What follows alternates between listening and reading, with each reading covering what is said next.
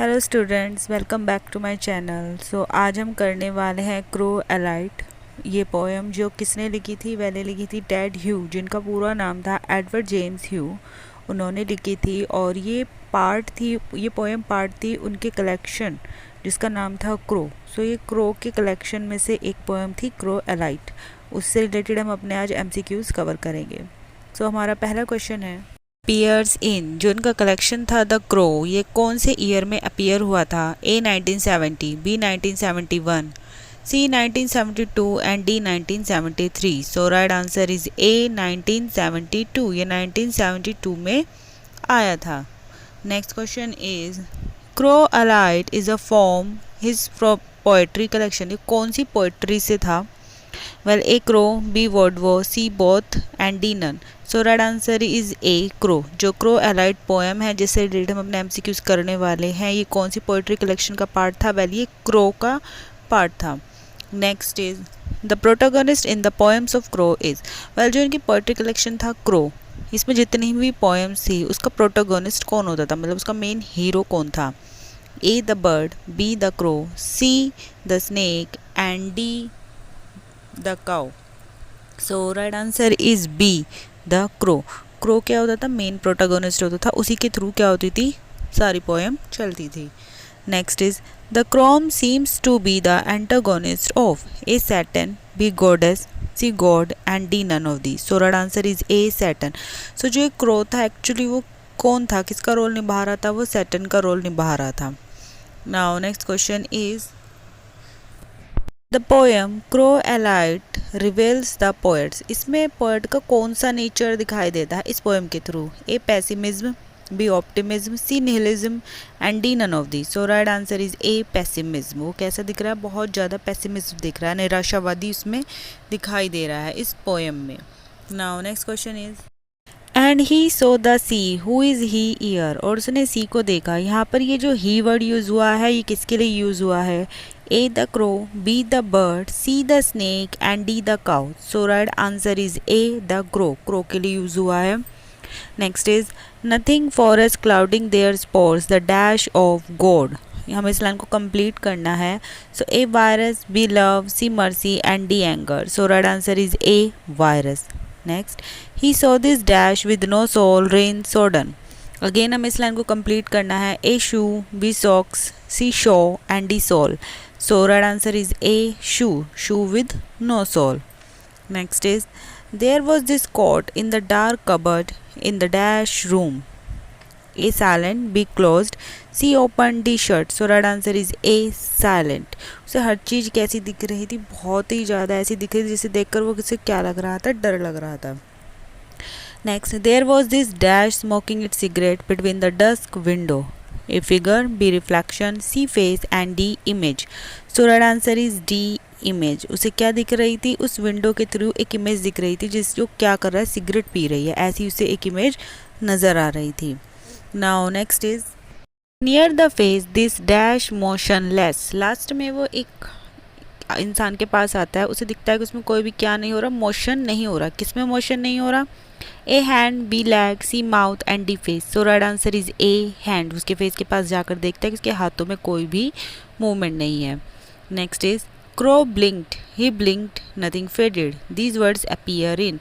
ये जो लाइन है कि वो जब ये सारा कुछ होते हुए देखता है तो अपनी पलकों को झपकता है कि शायद उसे ये सब क्या है, एक सपना है, लेकिन उसे पता लगता है कि ऐसा कुछ भी नहीं है, ये सब रियलिटी है। सो ये कौन सी पोएम की है? A the crow alight, B Wodwo, C animals and D none of these. So right answer is A the crow elite.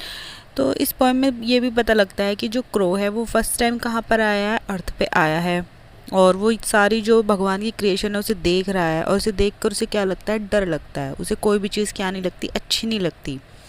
Next is nothing escaped him, hear him stands for. इस line में ये him किसके लिए use हुआ है कि वो यहाँ से बचकर अब नहीं जा सकता? A the crow, B the bird, C the god and D Saturn. So right answer is A the crow. यहाँ पर ये क्रो के लिए यूज़ हुआ।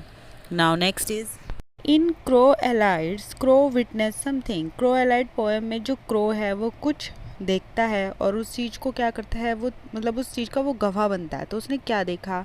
ए divine about humanity, B demonic about creation, C impending doom and D none of this. So right answer is B demonic about creation. उसने हर चीज़ के पीछे क्या देखी? बुराई देखी। Now next is the sea in the poem appear as a dash taking the whole earth into his poisonous coil. A lion, B bear, C serpent and D crow. So right answer is C serpent.